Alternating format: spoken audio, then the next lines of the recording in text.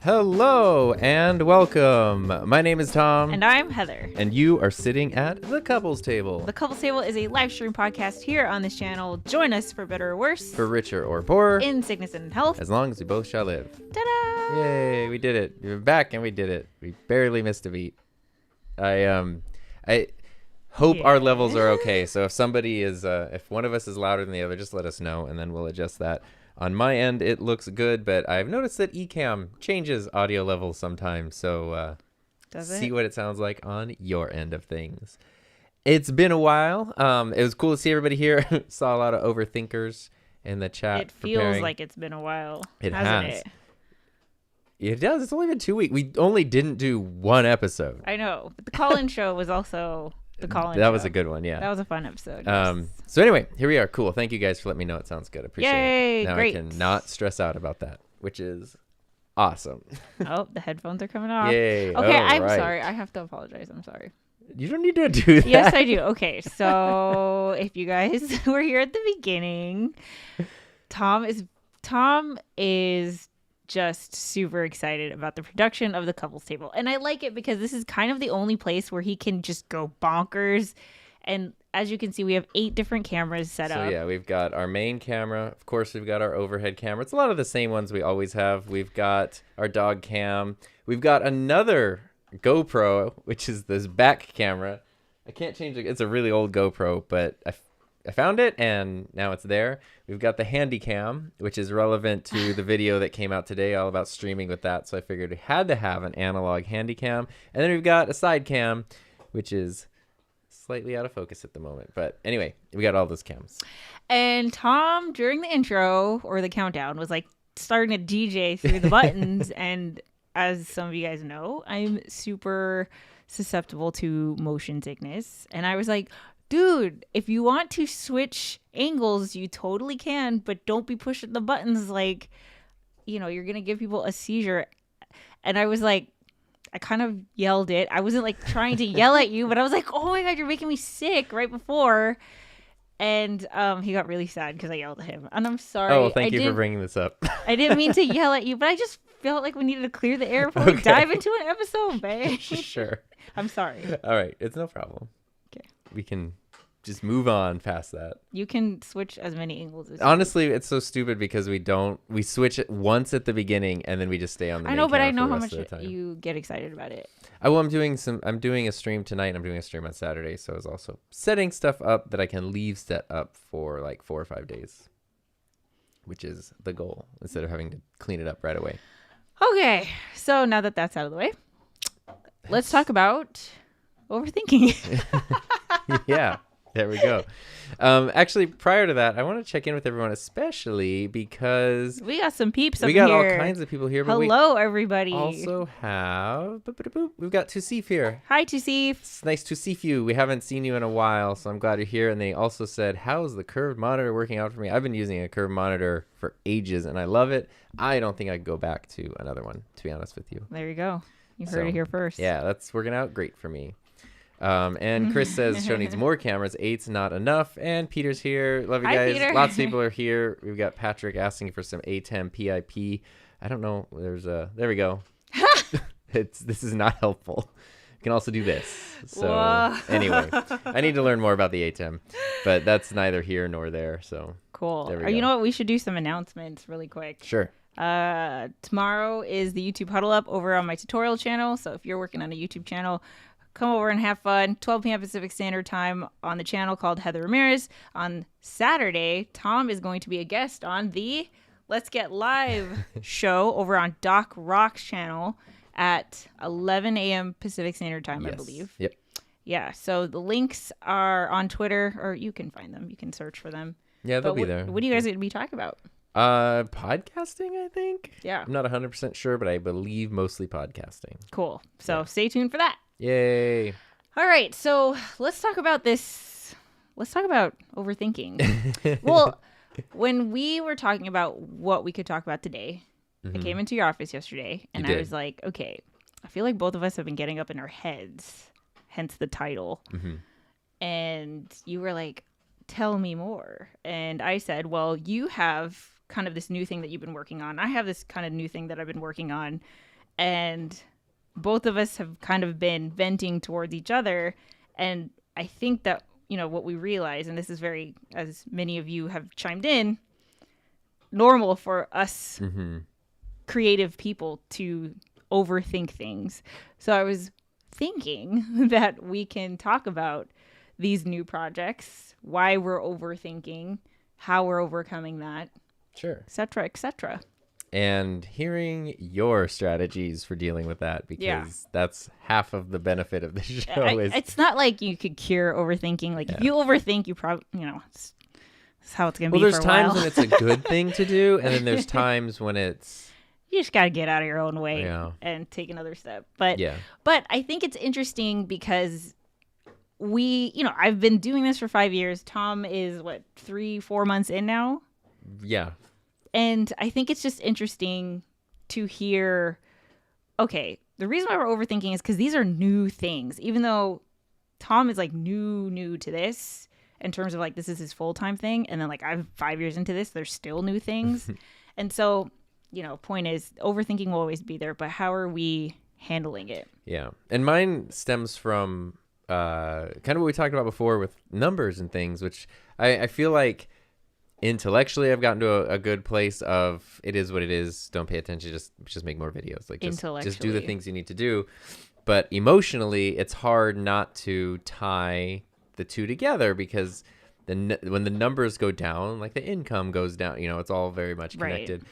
And even though you can have a bunch of other revenue streams, but if most of those other revenue streams are fed from that, they all come from one source that then pushes, it's just inevitable. Things go down. And anyway, so it's made me just sort of think about that stuff more and try not to. And that's kind of what led me into that. Kat Mulvihill, can you overthinking? Oh, yes. It's like being anxious about having too much anxiety. To see if overthinking can be a blessing, as it sometimes makes you genius, but it backfires when it leads to anxiety. Yeah. Serenity Journey. We like overthinking. It's not a problem. It's a superpower. Well, I mean, it can be. Luis saying hi to everyone. Thank you for doing that. He's the welcome committee. He's like the ambassador for every live stream. Yeah. So, okay. I think we should start with you. Sure. Mine's pretty simple. It's not even crazy. It's just Yeah, but I feel like this is the thing that everyone wants to happen. Do you know what I mean? This is you've made it. You're there, honey. That's not how I... but and I'm surprised at how much overthinking you have done. I mean, maybe it hasn't been that much, but I haven't seen you this thoughtful about a project in a while. Well, and okay. So what Heather's talking about is... So what's happening? In the past 2 months, I've done 2 sponsored videos. In the past 4 years, I've only done 3 sponsored videos. So the majority of those have happened just in the past couple weeks. And if you know me, you know that is a hurdle to overcome. Yeah. Tom feels a certain way about sponsorships. That's kind of the whole thing about his channel, is that he has a whole statement. Well, that goes everything from free equipment to legit sponsorships. So what I'm talking about is legit, you take a moment in the video to say this video is sponsored by so-and-so. I don't even need to say so-and-so. It's Artlist. the only ones. But basically, Artlist wanted to sponsor a video last year. I think I've told this story. It was right after I came up with the ethics statement. They were the first ones that I ran it through, and they were cool with everything. For anyone who is new and has no idea what the heck an ethics statement is, can you just give a little background as to what that is? Yeah, you can go to himynameistom.com/ethics to see the whole thing because it's public for everybody. But it's basically just my proclamation for myself, for any viewers, and for any potential partners of how I handle anything. It's everything from free products to objective reviews to actual sponsorships, just how all that stuff works. And it's very brand unfriendly. Which, by the way, we totally encourage you to take a look. And if you want to rip it for yourself and customize it, It even says on the page you can take it and change it. So because feel I free. totally did. So you can check mine out. Well, parts of mine came from other people like Kevin, the basic filmmaker. HeatherJustCreate.com. I don't know if it's /ethics, but you could. It's a cool thing to. I've noticed like more people publicly like displaying these things, and I think that's really, really good. And when I say mine's brand unfriendly, it's because it puts all the control in my hands as like the content creator is versus, hey, we have an idea for sponsored content. We want you to make it. They're basically you're doing a client project that airs on your channel at that point where they dictate what it is, they approve it, they make revisions to it. There's all the stipulation. You have to do so many social media posts about it. Mine is none of that. It's just like I'll make a video and say what I want, and you can pay me if you want. And if I've gotten to the point where when companies, if they want to send something free, and I say no to most people, but like if they wanted to send something, I just tell them like, please only send it if you're comfortable sending something into a black hole. And can we really quick explain why you are so anti-sponsor? Just because this is like the most sought after way to monetize a channel. But like, why are you so? It's YouTube. It's your thing, and I don't want. If I wanted to work for someone else, I would have kept my job. Just put it that way. And this is why Artlist is awesome. Is this from a bad experience? A bad maybe viewership. Well, it's a bad experience as a viewer of not even just YouTube stuff, but prior to that, everything from bands and other artists and things that selling out. Yeah, where it's people you admire for something, and then you realize, oh, it's actually not what I thought it was. Not even what they're claiming it is. It's something else, and I don't like that. I want things to be very upfront and. Okay, so I think we're caught up. So anyway, you have a project now. Yeah, so Artlist approached me last summer about one. I did the ethics statement thing. They're like, yeah, that's great. They approached it correctly, and I'm gonna use them as a great example of how companies should want to work with creators, which is you are the creator. You know your audience. You know your channel. We just want to support that, and if it fits in, like you just do you do your thing, and we'll sponsor it because you know what you're doing. And we want to sponsor your thing, not have you create some weird version that's not your... Anyway. By the way, this video is not sponsored. This video is not sponsored. But even though they were cool with everything, I still said no last year. You still said no? Yeah, just because I wasn't ready yet. Oh, this was last year. Okay. This was last summer. And so I told myself, if they reach out again, I'll say yes, and we'll work it out. And then they did last month. They said, hey, you want to sponsor something if you're up to it? And I was like, yes, actually. Here's how, and I've talked to other people who've worked with them who had great experiences, so that even made me feel better about it. Mm-hmm. Plus, that's literally the first thing I ever paid for when it comes to YouTube is my art. Like, it's something I actually use. Yeah. So it fits in very, very well. And their sponsorship thing, I was like, okay, here's some ideas I have. You could do this for this much, like 60 seconds of saying this video is sponsored by, but the video is something else. You could do, here's this, that, and other thing. I kind of pitched some ideas, and they ended up wanting to do two. They wanted to do one last month, which came out, I think it was last week's video. No, the week before last, which was a Final Cut Pro editing video, and which I had basically already done. And they're like, yeah, we'll sponsor that video. So I just put in a quick sponsorship thing. So it didn't affect the video literally at all, but it was great. And then this month I had pitched them a bigger thing. I mean, the camera we're using right now is on a slider. Ironically, I don't think I have any camera angles that show that. Possibly this wide angle one you can sort of see in the left on the of edge the screen. there. Yeah, it's on a slider moving around. And I wanted to compare this slider to previous sliders, but I didn't want to just do a review. I kind of wanted to go into like the history of camera sliders and independent content creation. It's this whole thing. And I pitched this idea as like, yeah, if you want to sponsor that one, it'll cost more because it's going to be a bigger video. But I wanted it to be, I was thinking of how documentaries work with music, where the music really, like the narrator's not talking the whole time. There's sort of music and sound, and the narration pops in, and the music then ends a segment, and a new thing starts a segment. It's very music driven. I wanted to make a video like that, and I was like, that would be a perfect sponsored video because the music is going to be so front and center in it. And they were like, yeah, cool. We'll absolutely do that. That's the only question they had. And they're like, just let us know when it's up. Okay. So couldn't be better to work with. And anyway, in my mind, though, I knew what I was imagining. And of course, the video I was creating, even though I actually really, really like it, I honestly don't think it feels that different than just a longer, normal one of my videos. And I wanted it to feel different. And I really like it. It'll be out next week. But I was just getting up in my head of like, this isn't what I was imagining. And like, it's not, am I delivering on what I had pitched in the way that I should, when it's completely fine. Like it's fine. So you think that this is rooted in the fact that it is a sponsored video? I think it's hesitation. It's a combination of, I had a creative idea that even though the end result is actually totally fine, it's just not the exact thing I had in mind. And so I see the flaw, even though there really isn't one, and kind of like overthinking that thing, because it's what I used to always tell my students, like, yeah, no one knows what your original vision was. They would go to pitch their projects in class and they'd say like, oh, it was supposed to be blah blah blah, and I always say like, stop, let us watch what you actually made, because like that's you're giving what we're disclaimers gonna know. Before. Yeah, we don't know what it was supposed to be, we only know what it is. Yeah. And what this video is great, it's good, and I actually really like it. It just wasn't what I had in my mind. And I think then, because it was sponsored and it needed to come out at a certain time, it was a bigger project, I kind of dove into the production side of things.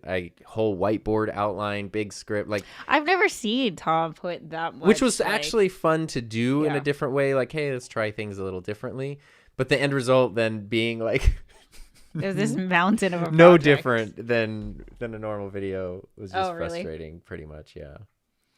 But anyway, so that's just kind of it. And just, that's where I've been. It's just been like, I feel like I'm working so hard on something that I wanted to be so different, but it just feels the same. But the same is fine. Like, ultimately the same is fine. But had I known that, I could have saved myself like countless hours of work. Anyway. So what's your takeaway from that experience, and how would you do things differently come the next sponsored project? I don't know if it's sponsored related or not, honestly, because Artlist is so cool. It doesn't, like, the fact that it's sponsored, I just need to make sure the video's done, and it pretty much does what it, I don't even think, honestly, I don't think they would care if I was like, actually ended up being a different video. They'd probably be like, that's fine.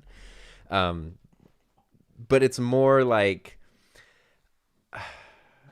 I guess it's more, okay, just trust the process that you already have in place. You don't need to try to invent this workflow that doesn't exist. Or if you really do want things to feel different, I needed to even spend more time, like, really like structuring out, kind of like what you did with your Making a Living on YouTube documentary, where you had to really like flesh out your idea and a thesis and put all that stuff out there.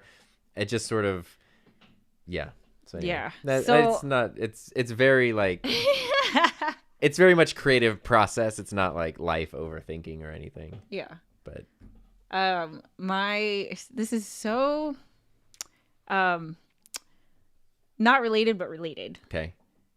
I can't remember whose wedding it was. I think it was our friend Irene's.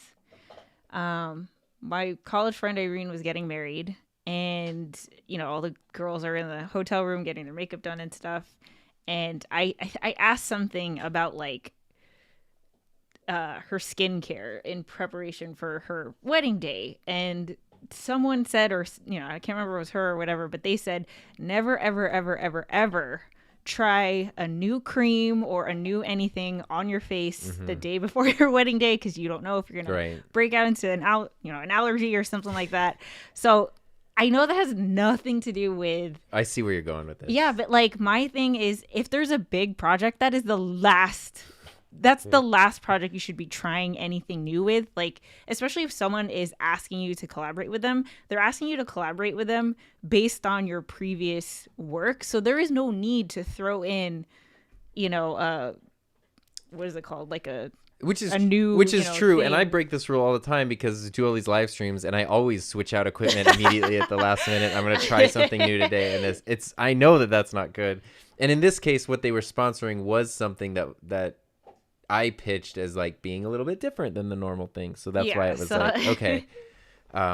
Which, I mean, it's a 28-minute video about camera sliders, so it is different. And the actual review doesn't start for 14 minutes. So like we go places. Yeah. But anyway, I guess we should probably check in with comments, and then we can dive into your side of things. 'Cause I just saw out of the corner of my eye the thing. Yeah, thing. I didn't. I guess we didn't heart any, but I wanted to make sure. Ba-ba-da-ba-ba-da-ba. Ba-ba-da-ba-ba-ba-da-ba. I did see Peter said, weird question, can you make a LUT from Final Cut? You can, and I have a video about how to make LUTs for Ecamm where I use Final Cut and stuff. Although, There you go. I don't think officially I use LUTs in my Final Cut. I think I just saved all my settings as a preset. But LUTs would be nice if you want to move from system to system. Oh, and Raphael was perfect. Tech support there. Let's see here. Dominic's mad about sponsorships. Sell out, get the bag, acquire riches. Yes, I'll be diving into a pool of coins soon. It really, I mean, like, I always thought that was painful. I was like, he's diving into gold coins. it was like, Family Guy did a thing about that where Peter was like Scrooge McDuck and he dove into it and he just landed on top of it and like broke all his bones. And there was blood everywhere. 'Cause you are just diving into a pile of metal. Let's see here. Sicktastic. The fact you even have an ethics statement put you in a different awesomeness category. Yeah. I don't know if it is any of... If I were to be an influencer, this is where I would want to be an influencer. I've noticed more and more people have them now, or at least are focusing on them. And I think that that is great. And I feel like I would like that trend to continue. Not to derail this to passion economy stuff, but if you guys know me, I'm like super passionate about the passion economy. But I feel like there is an overall trend for creators having more control in this entire space, which is super, super exciting. I think like, you know, the fact that these platforms are scrambling to provide options, monetization options to creators means that, okay, creators are going to go where the monetization options are because that's what they want. So I feel like we are now more in control. And I think that I think that right now you're the exception to the rule, but I think that we're going to see more of like, okay, it's not going to be like we're at the mercy of the sponsors, but rather it's a partnership and there's an alignment of like, okay, this is what your personal brand stands for as a creator. This is what your audience, you know, understands your values of your channel and all of that. And the sponsors that should be partnering are in line with those values. So like Artlist is perfect. They want to support content creators. They have this whole thing about, you know, music and how it can change your content and, you know. Well, and for me, like literally, I started my YouTube channel. There were no videos, and then I went and signed up for Artlist, and that was like spending whatever $200 a year on a thing. I was like, I'm investing money. It was a very big moment of like, I'm taking this thing seriously. Right. It's not just YouTube videos for funsies anymore. But it's also like, there's a subscription. No other company. I don't have that story with another brand. So it's like, that's a pitch that I can only make with one specific thing. Yeah. And it's cool that they're so on board. They're like the easiest people in the world. I tried to do that with WeWork and it backfired. Raphael said he's used a version of ethics statement and brands this far have backed away. Yes. And so the thing is, like, I say no to most everything that comes through. And then if I say yes to something, or if I'm thinking of possibly saying yes, thinking of possibly considering overthinking about saying yes to something, then I send them to the ethics statement. And what I have found in the past year, 100% of the time, the people who then back away are people I wouldn't have wanted to do anything with anyway. 100% of the time, the people who are okay with it are people like Artlist, Rode, whatever, like, you know, Hollyland, who sent the Mars, which lets us have this wireless camera over here. Like, anyone who does that kind of stuff has been super cool with it and had no problem with it. And they've turned out to be great people to work with. And that's what I'm saying. I feel like it shouldn't be like, oh, please pay me. It should be the other way around. Yeah. Like, well, you know, I don't think I've seen him pop in, but Nick Lewis, who's here, who's full-time YouTuber, he used to work... he owned a small business and then worked on the other end of this trying to get like influencer brand deals. So he was the business approaching people. And now that he is on the creator side of it and being approached, he has this very interesting thing. And his big thing is always like win, win, win. So it's a win for you as a creator, for the audience, and for the brand. And what he said was that a lot of brands really appreciate that because they don't get that side of it when they're dealing with a lot of creators. It's, you know, and as the creator, you need to protect yourself. You're not trying to serve a brand, but as the brand is approaching someone, sometimes they can, believe it or not, encounter entitled creators. Who'd have thought that would be a thing that exists? I know. And so when you're really thinking about something and you're pitching something as, in my case, for example, yes, I want total creative authoritarian control over my content, but that's to make the best stuff possible for me, for my viewer. And then if your brand is a part of that, that's actually what's going to be better for you, rather than me just reading some script you send me that 18 other people are also reading. Like, and so if you kind of like talk to people that way and approach it that way, then they're really on board usually, because they understand like, yeah, that's what we're trying to get is, you know. And if you explain it too, even when you're saying no to something, explaining that why, like, it's not that I actually wouldn't want to work with you, but it's that right now I don't think, like, I feel bad. I made this camera slider video, and in it I talk about my first camera slider that I bought, and literally as I finished the video and uploaded it and got it all ready, the brand from that first camera slider emailed me and they're like, hey, we'd love for you to try out this one. And I was like, honestly, I can't, because I just made a 30-minute video, a 28-minute video where I talk about how great my first slider from you guys is, but where this other one is like the best thing ever. And I don't feel like I can put that video out and then 3 weeks later be like, look at this other one. Because no, like I'm sharing this because it's something that I am very excited about and that I believe in, and it's a whole thing. Anyway. Peter Gregg, I get these emails telling me they want to send me stuff because they love my channel, took a chance and bid on one. Now I get an email every day asking where's the video. I don't like that. That's where the ethics thing. I've literally never had that conversation, but because you don't let it almost happen. Everybody I know has had that conversation. Right. And that's because before we even get to that, it's super clear on like, should we get to a point where you're going to send me something, you need to be okay with nothing coming of it, period. And I do tell them though that even if I don't make a video, I'll gladly give you feedback. Like if you just want data and you just want to know like what my thoughts are on it, I'll give you feedback on something, of course, but that might not find its way into a video. Yeah. Anyway. So how did you overcome the overthinking? I didn't. Now we're here. I don't know how to overcome everything. There is no solution to this and problem. That's it. Thanks for tuning in, guys. Yeah, no. I'll continue to overthink, but it's I think so. Here's would be my takeaway. What's the takeaway, Tom? And this would come to do with looking at the analytics, overthinking a brand deal, whatever, is not getting to the point where it's like, oh, this is full time and this is a brand thing and this is that, so it needs to be different. Just going, hey, the thing that you've been doing for years is working. Keep doing that. Yeah.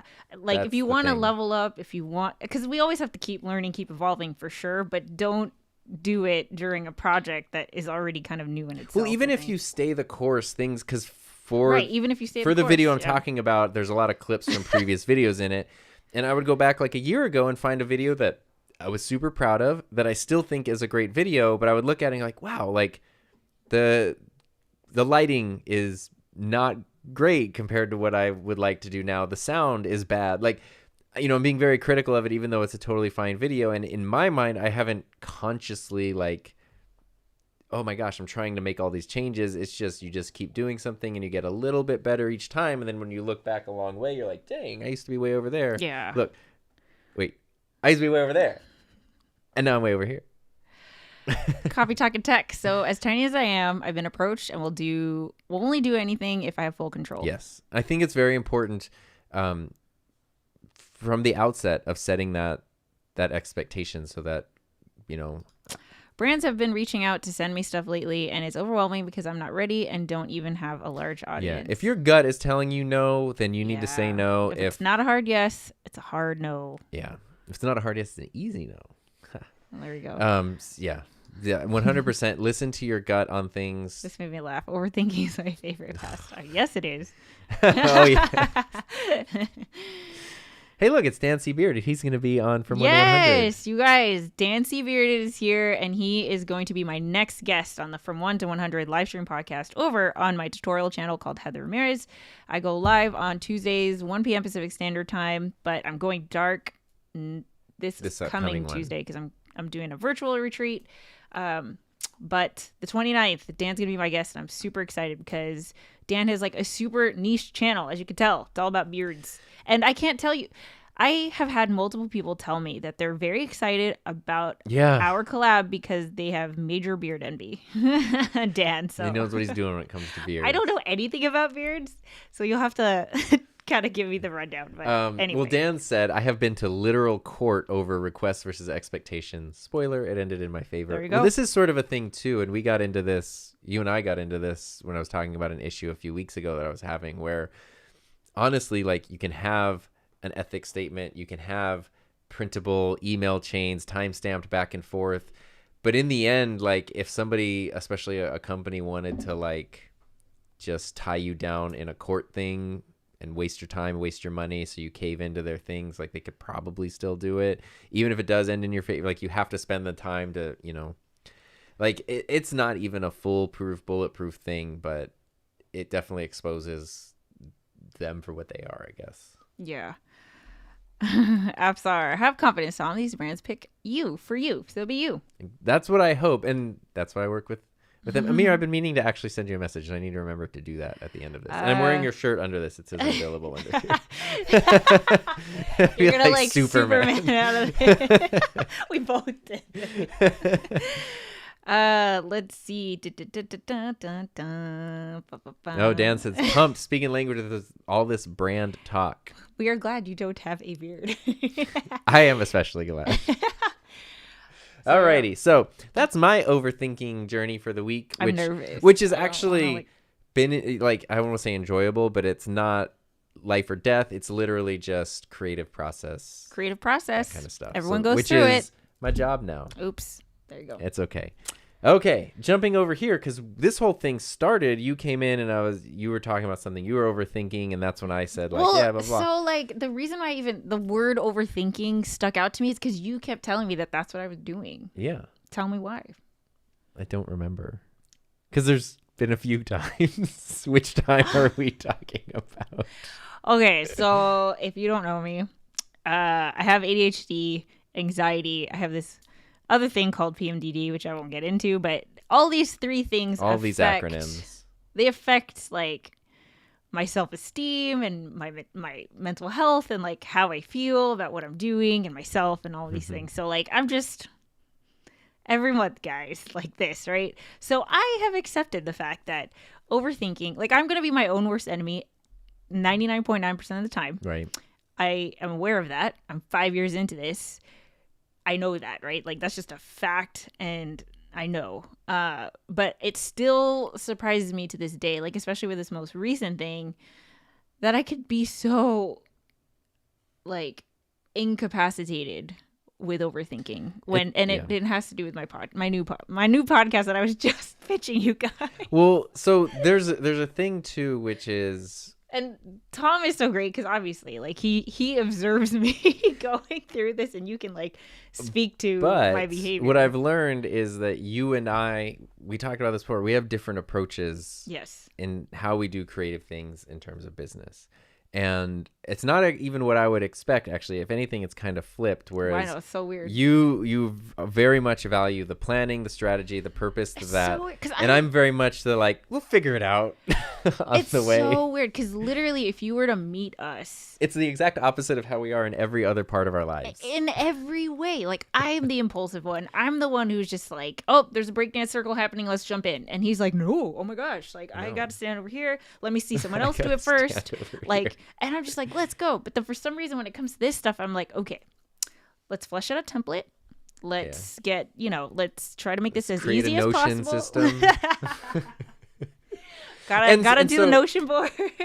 But it's also like, so I try to be mindful of that and know that sometimes when I think you're overthinking, maybe I'm overthinking this, but sometimes when I think you're overthinking, it's not your overthinking, it's your process. And that is not something that needs to be changed or needs to be addressed or needs to be. So when is it overthinking? To me, it's overthinking when you're like, it's really holding up from progress, right? Like, that's when I think it's overthinking. When obviously we have to slow down. We have to think about things. We have to brainstorm. We have to mull over things. We have to wait for our mind to connect the dots and all of those things. But I think that there are, if you know and you're conscious that, okay, I am taking way too much time thinking and not enough time doing, that's when you're just overthinking. And I feel like you saw me just frozen in fear.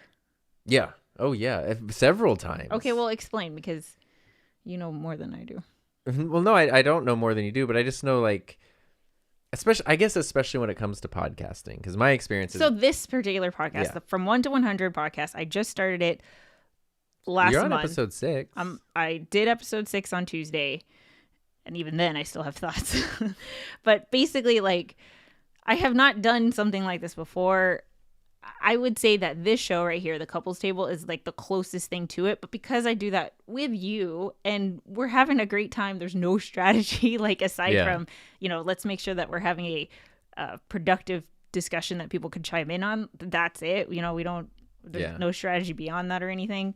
But this one, I'm still very, I don't know if hung up is the word, but really just thinking about it, because I not only is there a purpose, right? I'm trying to create a platform that I feel like is very important, that I want to advocate for, and I feel like there's a gap because it's not being addressed. But it's also like, okay, it's audio also, and that threw me completely. Like, I have to make sure, because on live streams, whatever, you guys can see us thinking. So if there's like where I'm just pausing, which happens all the time because I'm trying to think about my words and what I'm trying to say, it's fine because I know that you can see me like working through that. But if you're listening to it, it's just like, God, this is awkward. Like, what happened? Oh my God. And there was episode 3. Okay, so episode 1 was just I'm episode 3. Episode 1 was just my make a living on YouTube documentary. I ripped the audio. I did a little intro. That was that. Episode 2 was the replay of a meeting that I did with one of my clients. So again, ripped the audio, did a little intro. Episode 3, I wanted to kind of do an actual, okay, this is going to be the first, not just pull the audio from something else I already created, but this is the first like episode in this official podcast where I'm going to create new content for this thing. I tried recording that video 4 times. 4 freaking times. These are hour-long episodes. I think I got all the way through twice. The other times I only got halfway through and I gave up because I was so frustrated with the rights, but then also like I don't feel like I'm making any sense. I'm just rambling, so I just gave up. After 4 tries, I gave up again and was like, you know what? I'm going to have Tom on. And I'm going to have you help me work through this thing that I can't it's obviously not because I don't know what I'm talking about. Like, that's why I'm making the podcast, but I could not like communicate it. So I was like, okay, help me. I see 2 things that have been happening. What? And then I went into a whole other thing because this podcast, my vision for it is primarily an interview podcast, because I am going to be the first to admit that I am not the expert in this subject. I'm just creating the platform. I'm bringing people together. I'm getting their perspectives. And every now and then I'm going to, draw conclusions from having these conversations with people from all different kinds, from all different backgrounds in this space. And then I was just like, oh my God, it's a new podcast. No one's going to want to be on the podcast. Like and then I just was like, why am I even doing this? Like, why did I voluntarily put this on my plate? I already have enough going on. Like, and then I was just like, no, I'm not going to do this anymore. Yeah. Well, that's happened like 3 times. But what I have noticed is, which first of all, if you haven't listened to any of the episodes, listen to them after this. They're really good. But what I have noticed is this could be me just overanalyzing. Podcasting is something you've been doing. You did a podcast like 5 years ago. Like, I know, before but pretty much anyone here has done it. And I know it didn't go anywhere or anything. But so my very first podcast was called Unvloggable. I was actually thinking of the one before that. Oh, I forgot about that. See, look at this. We're on like podcast number 4. Sorry, over here. my first podcast was called Kickback Chats. Yeah. And it was supposed to be, I forgot, it was like, I felt like because I was entering my 30s, there wasn't enough time for me to have these chats with people where if you are able to spend enough time with someone, like a friend or something, obviously, like, okay, you're done catching up. You're done talking about the things that are around you. Now you're going to get into more deeper organic conversations that like you couldn't have planned for because it's just kind of the way that the conversation evolves. And so I called them kickback chats. And I was like, okay, amongst family and career and all this, I'm going to make a podcast where we dive into these like really interesting, like existential age in the workplace questions. and Yeah, all this yeah. stuff. My first episode was ageism in the workplace. Anyway, I only did one episode. It was really good. And then you did another podcast called Unvloggable, and on that podcast I was talking about things that I couldn't talk about in my vlog because there were some people watching my vlog that I was like, I don't think this doesn't need to be a whole video, so I'm gonna get real on Unvloggable. And then that was like 5 episodes and then I stopped. Yeah. Anyway, sorry. No, that's not what we need to apologize for. But what I was saying was you've done those things, not a second thought, and they're great. They're not like crappy podcasts. They have production value. They have purpose. They're really well done. Part of me thinks that because podcasting has become more popular, because people who do podcasts, because the production of lots of podcasts has just gone so high in the past couple years, including video. I mean, I have a course that's all about podcasting. I feel like there might be some like pressure you're placing on yourself of it's not a podcast what it would have been 3 or 4 or 5 years ago. It sort of needs to be something I need because it's not for funsies. Like, which it's fun, it is, but it's though. But it is, but it's like I'm trying to. There's a purpose. The other ones are like, I don't care what happens to it, which is why they just die, because it's like it was just a fun thing. That goes into the other part, which is a thing that I have noticed is an area where you get incredibly uncomfortable is if you feel that you are either promoting yourself or being perceived as an expert in something. Really? Like, you do not want to be considered an expert at something because that's where what I have noticed is that happens, and then I can feel that you put extra weight on what you're saying because you think that then people are looking at it. It's not just Heather saying what she's thinking or what she's feeling, but it's an expert sharing an expert opinion. And then I think you get all up in your head about that. And with this show, you're filling this space in a conversation. You're trying to share with something with people that they might not be aware of, which is a gap in a conversation. So you are like educating in a way, even though you know that you don't even have the thing fully formed because you're still figuring it out. But I feel like that's where so much of it comes from is like, it needs to be this and it needs to, there's like these expectations that you're placing yourself that really aren't there. Let me tell you an example of how this is manifesting. Okay. So Kat is here. I see that you're here, Kat. You might know this person. A lot of you guys actually might know this person. Marie Poulin.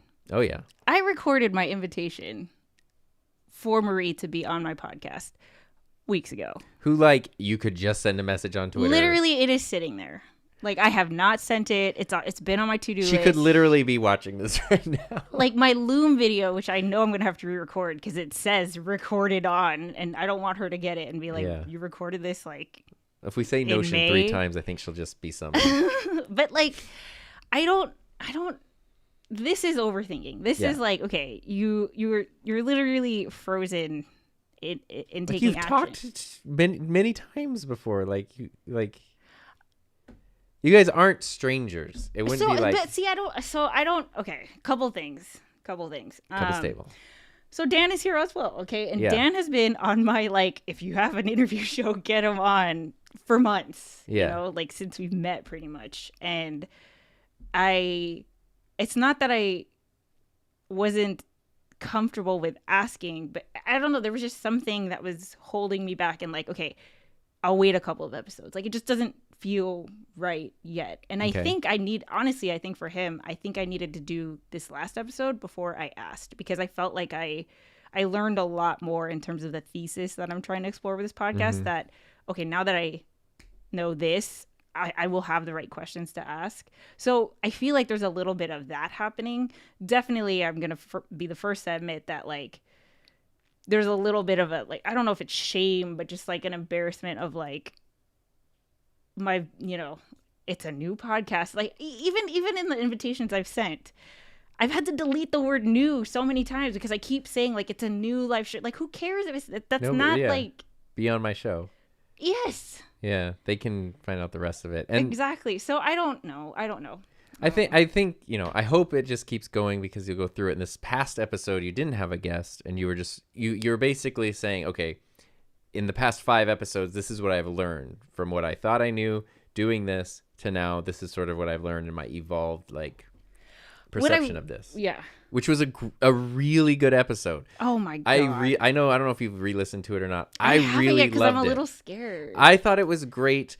And it was the perfect example of I have a gross taste in my mouth. you put out an idea early on in the series, you explored it for a while, and then you came back to everyone live with a group, and you were like, this is where you just sort of refined things. And it was so interesting because you could see stuff from different interviews, found its way into a new opinion, stuff from live chat, stuff from, people who are here right now, those opinions showed up and got in and evolved stuff. And I thought that was really cool. And that also to me was see, it's perfect because you are the leader of this. You're the one steering the ship, but you're not the all-knowing expert. We're all on that kind of this journey of discovery with you, but you're the one that's really forging the path. And then you can share, we're behind you and you're like, hey, there's a cliff coming up ahead. You're letting us know what you're discovering as you're going through, but we're all kind of going through together. Yeah. And when you describe it like that, I'm like, why am I so... This is why I don't know. That's the problem with overthinking. It doesn't make sense. I don't know. It's a combination of things. What I will say that does work, and I hope that, if there's a takeaway that you guys take away from this conversation, is I think it's really important to build a support system. And I think that it's easy to say oh, I've got Tom, I have a support system. But even beyond Tom, because there is a bias, obviously, mm-hmm. right? And I recognize that, he recognizes that. But when one of these times where I was frozen, okay, I have a list of people that I want to invite, and I just can't get myself to reach out. And I don't know why. I reached out to Jared, who has his own podcast called The Hive Podcast, a regular of the Couples Table. Yeah. And I was like, Jared, help me. I need a pep talk. I'm scared. I don't know what is happening. I can't get myself to send these invites out. And, he told me exactly what I needed to say. And it's great that I feel that we're at the level where I can be vulnerable and kind of ask for mm-hmm. help. And, he knows who I am.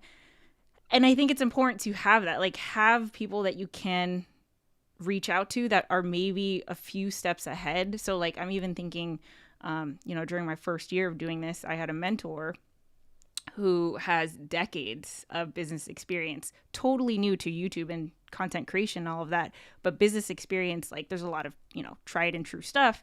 And he would snap me out of these overthinking bouts immediately by just providing an objective, mm-hmm. 20,000 foot view perspective. And I'm like, oh, that's what's happening. Yeah. Thank you for telling me what I'm going through, because, clearly it's just it's overthinking, right? And I need not the mirror who's just going to reflect and I'm just going to get lost in going in circles and looping it over and over again. But you need that third party to smash the hamster wheel that you're in. Well, because I also there have been a lot of times where I'm I don't think I can help. I think you need to talk to someone else, because it also doesn't and I'll be very honest too. I'm sure you felt this way, and I know you have, and there's stuff you've said and stuff you haven't said, but there's times where it's I want to give the tough love, 20,000, look, this is what it is. Stop this, do this, just stop and move on. But I can't. I really just can't, because there's so much more tied into it, right. Mm-hmm. And we're too close. Yeah, and there's what's the bridge between emotional support and right, of course. Genuine, not mentorship, because that's not, but business input. Yeah, and it's just there's just times where it's so here's an example. Okay, I told Tom that he needs to put his prices at $49 or $99, right? So if you have an online course, you put $299, you don't put $300. I have an update to this. Oh God. So are you gonna should I even tell this story? Yes, you should. So I just feel don't reinvent the wheel. If there's a reason why people price at 99 cents, right? I don't know what it is. Psychologically, humans are oh, $2.99 is way cheaper than $300. but just was like, no, I want to charge, like, it feels scammy. Just wanted it to be the even number. Yeah, like just it's $300 course, $300, $300. blah, blah, blah. Easy. Okay, fine, whatever. I have learned that Tom is going to do Tom's way. So I shut up. Then he had a conversation with Kevin, the basic filmmaker, and boom, he was like, okay, I'll change my prices to $2.99. Which is very true. It's exactly what, because Kevin was just like, I know, And but like, I don't care. But Here's the update to that though. I didn't sell a single course after doing that, and then I put it back and sold 5 courses. whatever. But what I learned though, because what kept popping into my head was, this is semi-irrelevant, but Apple's former marketing person, like, I don't know, it's like 10 years ago now, left Apple retail and went to JCPenney. And was like, JCPenney, you are a mess. We're going to just undo all this insanity with coupons and weird sales and a sale combined with a sale. Like, everything is just the price. And they got rid of rounding things over. So it was literally like shirts, $7, pants, $20. Like, everything was just even. And he got fired after like a few months because the whole thing with like JCPenney customers was they wanted the coupons and they wanted the... They wanted feel like even they though were, like, literally they were getting a spending bargain. more money. Yeah. They were getting There was an things experience. cheaper, but yeah. And what I think, at least my theory, is that I think you were right. I think Kevin was right. I think for me, people kind of expect to go to your course sales page and just see the price. They don't expect to see the 99/ was, would have been, could have been. Like, it's just... I think that is sort of what fits with what I have built and what people expect. And It's Tom's way. I think that's kind of the case. But what it also reminds me of is last summer when we were doing a podcast with Peter Lindgren, and at the end we were all just chatting, and out of nowhere Peter goes, "Hey Tom, have you ever thought about changing your channel name?" Oh, I thought you were going to talk about something else. Go. Oh, no, I don't know. No, Peter was like, have you ever thought about changing your channel name? And Heather immediately was like, yes, and like jumped in. Yeah. And that was where I was like, oh, she has had thoughts about this, but was not going to bring it up and needed the outside person to bring it up. Because he's going to do anything Peter says. Well, no, I'm not. I would have listened to your input, but it's also like... I mean, at that point too, like you guys are both saying that, and then I reached out to like several other third-party people, like that support system, and they were like, "Oh, I've been waiting for you to want to do that." Like, "Oh, I wish you would have done that a long time ago." I'm like, "Wow, everybody has been having these thoughts, but nobody wanted to like say anything." But anyway, my point was that you had a thought and did something, but it wasn't until somebody else said something that you were even comfortable like expressing it to me, and then you had no problem expressing it. It reminded me of. So I reached out to Jared, right? Mm-hmm. I DM'd him and I was like, here's what I'm struggling with. And he was so nice and sent me such a nice, like, encouraging message, and was also very like practical. Like, here's what I am going to do. And then like, he's like, let's keep each other accountable. It was just like the perfect support. That sounds like him. Yeah. Oh no, it's going away. What was my thought? What were you just talking about? I was talking about you needed a third party to say something, and then you had a thought, I had a thought, and it was about Peter's thing, and you weren't going to say anything until somebody else put it on my radar. Oh, right. Okay, there it is. And I didn't even have to see what he said. It helped, like, for sure. So Jared, thanks.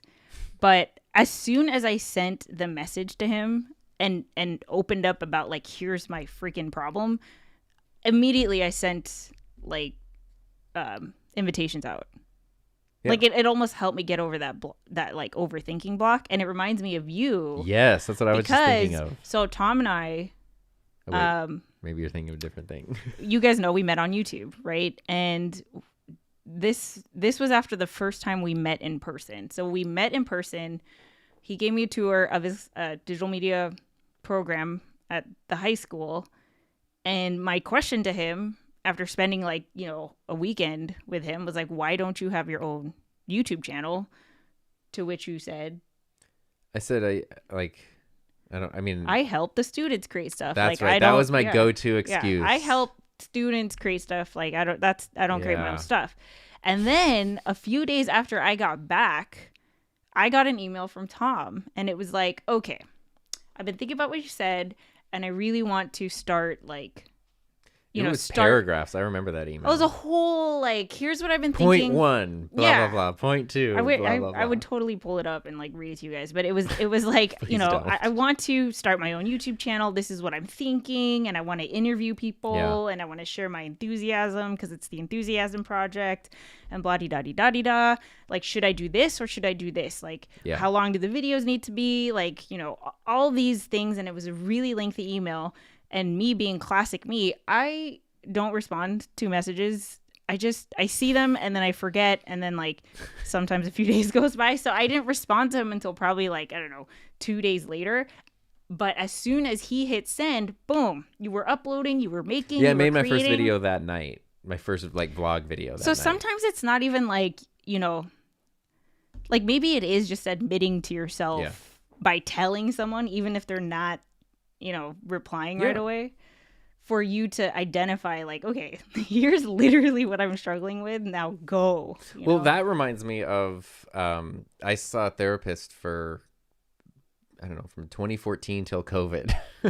and it was just because like I was really stressed out, and you kind of just need exactly what Heather said, like an objective person to just say like, hey, this is an area like to just run ideas by in a way. And I hardly went, I mean, once a month, once every 2 months, maybe. But what it did was it kicked my brain into gear, where probably one of the most valuable things I got from that whole experience was every time something happened and I had a strong emotional reaction to it, I would think, how am I going to explain this and describe this? So like, because I would try to be so objective, because it's easy. You go into someone's office and you're like, this thing happened and this is where I got like the bad end of the deal and I'm the victim. But that doesn't help me if I'm just lying and then someone's like, that does sound terrible. I'm like, yeah, it never happened, but I feel better. So I would really want to be like, this is exactly a situation. This is how I'm feeling. Like, what are your thoughts? But just kind of getting into that habit without ever even sharing that stuff with the therapist, without even that it actually became such a helpful thing of just it's sort of that thing of you're admitting it to yourself. You're kind of putting it out there like, oh, I'm going to have to tell someone about this, even if I never do. And then that, like, I don't know, it just frames stuff in a really interesting way. Overthinking is the number one reason it took me so long to get the ball rolling on my channel. And ironically, you are the ones that made me stop overthinking. Well, I think that's because I can speak from experience. And you know, I would have started my channel in 2012 if I wasn't overthinking it for 5 years. Weirdly, live streams alleviate my overthinking like a lot. Anyone else? I mean, there's no time to overthink on a live stream. That's just been following you both for years. I learned so much that never miss of your podcast, either of your podcast. And then Kevin, I think a lot of us suffer from that work stuff. I'd be able to turn that off and barrel through it, but something that's your own, it's definitely different. Yeah. For sure. Because it's, man, that's why I'm telling you, there's a part of me that I would never, okay, but 100%, if I ever went back to my old job or a job like it, I would kill it, dude. Of course you would. I wouldn't hesitate. And that's the biggest thing is like, I just hesitate. I second guess. I bury myself. And I think I am understanding that more now after the past few months than I did prior.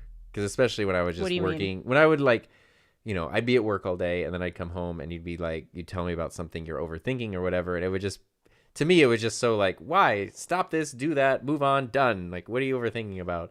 But I think now, like having lived more in your world for the past few months, because I found myself doing it too, where it's exactly what Kevin said. There is no clear, like, should I be working 10 hours today? Should I take the day off? Like, what do I do? And, you know, navigating Kat says, I've had a similar thought with inviting guests on my live stream, feeling like I need to prove myself first.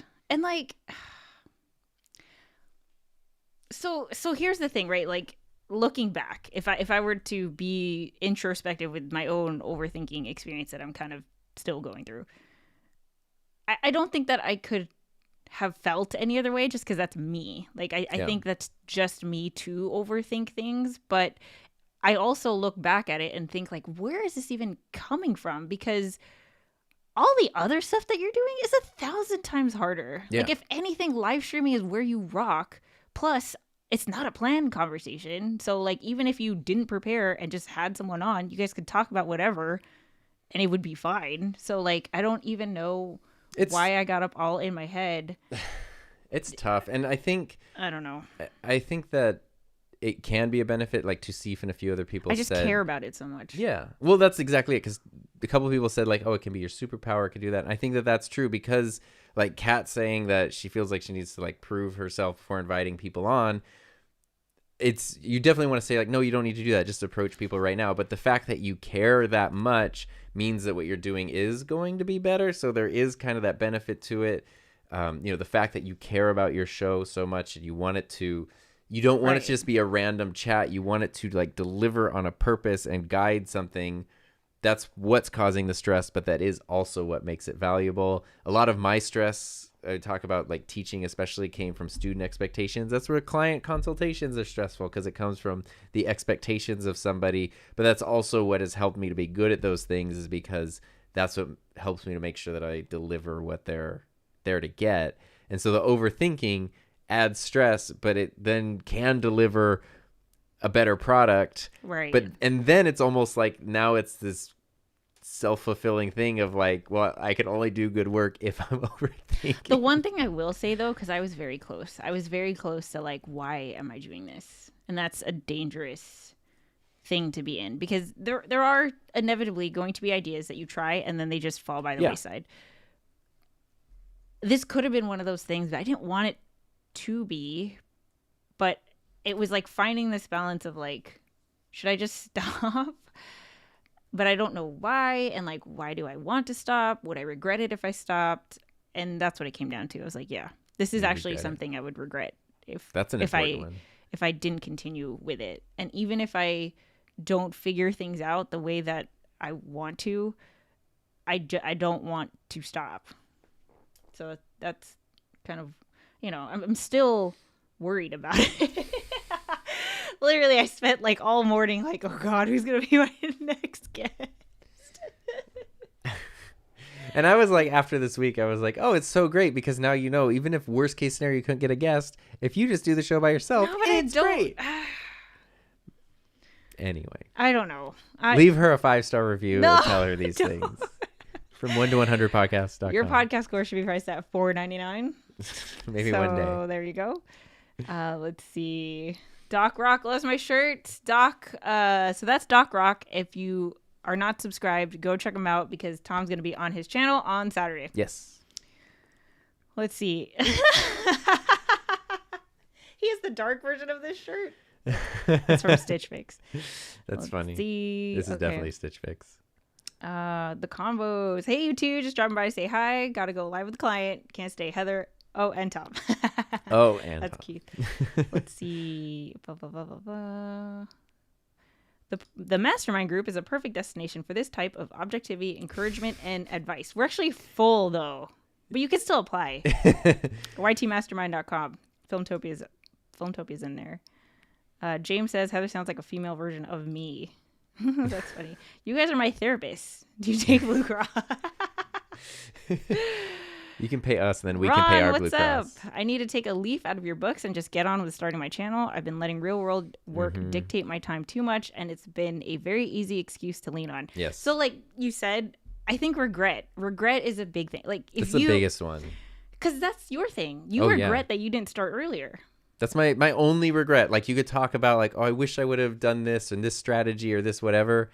Don't care about that. That's just all part of the journey. The only regret is not getting started sooner. Yeah, I don't think I could have started sooner because I didn't even know. Well, yeah, if you didn't know, but I mean, literally, like I can remember specific like 2012, 2013 going like, I wish I could have a YouTube channel. I see. So like I was making vlogs. Like I remember being drunk on the Vegas Strip with my camera just like, hey guys, what's up? Before vlogging, before anything. Like I didn't even, Where did hadn't these seen videos anyone go? They're just on my computer. You're just talking into your wallet. Yeah, I ended up taking all those videos and making a montage video, so it is on my. So they served a purpose. It is on my blog or on this channel, yeah. But anyway, like even then when I was vlogging, it didn't even occur to me like, oh, you could push upload. I'm glad I didn't because Yeah, some stuff you don't. It's fine. No need to. Well, that reminds me. Just as a kid, we would go around. Like speaking of 8mm cameras and stuff, we would take these cameras, like my friends and I, wherever we're going. Okay, can we make a whole video with this camera though? Somebody said that I should do a whole channel. Look, it looks like a security footage. This one really does. I should do a whole channel that's just those cameras. I was like, it could be a vlog channel. All look like home movies. But anyway, we would take those cameras and just film everything we're doing. Okay, we're gonna drive somewhere that's an hour away. Like, we're kids, like with our families. Film out the window. What are we doing with this footage? I don't know. Maybe nothing. Probably nothing. But we were just filming all the time, and it was just like, didn't even think about why. Yeah. Anyway. Well, we got to make a video with that camera. You know what's sad though is that specific one is starting to die because I think I'm overusing it. Like, well, some don't of the have it on for the couples table. it is happy to get some use. What's it gonna do? Just sit there and not get used? I don't know. All right. It doesn't zoom anymore, and one of the buttons doesn't work. I think we're at the end here. Yeah. So what's the takeaway? Build a support system. Reach out to people that are doing something that you're doing. One. Yeah, doing something that you're doing and you feel like you can actually open up to. And if you're and not that you can trust, super, and it's almost better if you don't know them super duper well, because then it's like, you want the objectivity. Yeah. Yeah. I think that's a good one. What's another thing? Trust yourself. And like we talked about, sometimes overthinking can help you to deliver better results, but you really got to navigate where that line is of like, okay, I'm overthinking to deliver a good result versus I'm overthinking and now I'm not doing anything. Forward. Yeah. And the other thing is, if you feel like you're going to regret it, just gut check yourself. That's Am I going to regret this? If I'm not going to regret it, You can't fix regret. So if you're going to regret something, then that's the deciding factor right there. I think so. That's a good one. I'm glad you brought that up. Anyway. Filmtopia's recapping everything because this is his live reaction. If you are watching Loki on Disney Plus, it's Tuesday, right? Tuesday, 10 p.m. Yeah. And Loki, the best channel you can watch for Loki is Filmtopia. Yeah. Anyway, that was fun. That was fun. That was a good one. All right. Well, there we go. There we go. We did it. We solved the overthinking problem. Goodbye, everybody. So I guess it's time to clear the table. I guess it's time to clear the table. We haven't done this in a while. I don't remember. But thank you guys for... this was a good one. I liked it. Yeah, thanks. Appreciate it. Thanks for sharing your thoughts, your experience with overthinking. Let us know what you think in the comments if you're watching the replay. Yeah, and if you have any suggestions for future topics that we can talk about at the couples table, don't overthink it. Let us know. Yeah, reach out, social media, all the things. Yes. All right. We'll catch you next Thursday. Bye, everybody. Bye, everyone.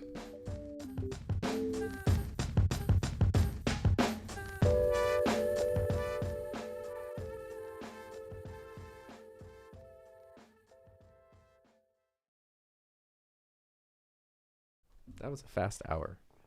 Oh, and